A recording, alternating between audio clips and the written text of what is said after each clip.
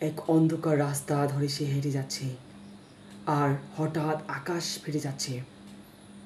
সেখানে এক আলো নেমে আসছে এবং সে বলল, তুমি কোথায় যাচ্ছ রায়হান? আল্লাহর রহমত কখনো শেষ হয় না। একদা এক ছোট্ট গ্রামে বাস করত একজন যুবক। তার নাম রায়হান।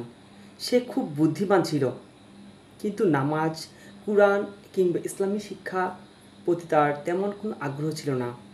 সে দুনিয়ায় চাকচিক্য বেশি পছন্দ করত এবং চাকচিক্যের মধ্যে মগ্ন ছিল। বন্ধুবান্ধব, মেলা আর গান বাজনায় ইত্যাদিতে সে সবসময় সময় কাটাত। তার মা একজন ধর্মপরায়ণ মহিলা ছিলেন। প্রতিদিন ফজরের পর কুরআন তিলাওয়াত করতেন এবং আল্লাহর কাছে দোয়া করতেন, হে আল্লাহ, আমার ছেলেকে তুমি হিদায়াত দাও, ও যেন তোমার প্রতি ফিরে আসে, আমিন। একদিন রাতে রায়হান স্বপ্নে দেখল, এক অন্ধকার রাস্তা ধরে সে হেঁটে যাচ্ছে, আর হঠাৎ আকাশ ফেটে যাচ্ছে। সেখানে এক আলো নেমে আসছে এবং সে বলল, তুমি কোথায় যাচ্ছ রায়হান? আলোর প্রতি ফিরে আসো, নইলে অন্ধকার হারিয়ে যাবে। রায়হানের ঘুম ভেঙে জেগে উঠল। ভাবল, এটা সাধারণ স্বপ্ন। এবার পরের রাতে আবার একই স্বপ্ন তিনি দেখেন, আর তৃতীয় রাতে সে দেখে কবরের হিসাবের ময়দান এবং তার নাম আমলনামায় লেখা। সেখানে তার ভালো কাজ প্রায় নেই বললে চলে। সে ঘেমে উঠে বসে পড়ে বিছানার উপরে। এবার তার মন সত্যি বদলাতে শুরু করে।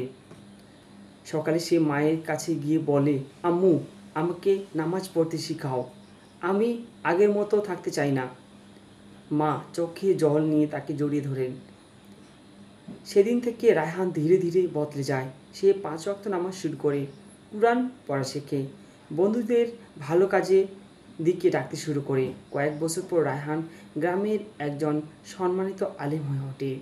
সবাই তাকে শ্রদ্ধা করে, কারণ সে শুধু নিজের জীবন বদলায়নি, বরং শত শত তরুণকে আলোর প্রতি ফিরিয়ে এনেছে। এই গল্প থেকে শিক্ষা পেয়েছি আমরা, আল্লাহর রহমত কখনো শেষ হয় না। একজন পাপীও যদি আন্তরিকভাবে তওবা করে আল্লাহর দিকে ফিরে আসে, তবে সে আল্লাহ তাকে গ্রহণ করে।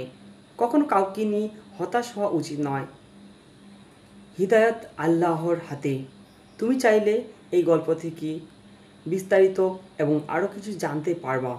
এজন্য অবশ্যই আমার এই চ্যানেলটাকে সাবস্ক্রাইব করবা আর ফেসবুক পেজটাকে ফলো করবা। আল্লাহর রহমত কখনো শেষ হয় না, আর তুমি কখনো নিরাশ হবে না। ধন্যবাদ। আসসালামু আলাইকুম।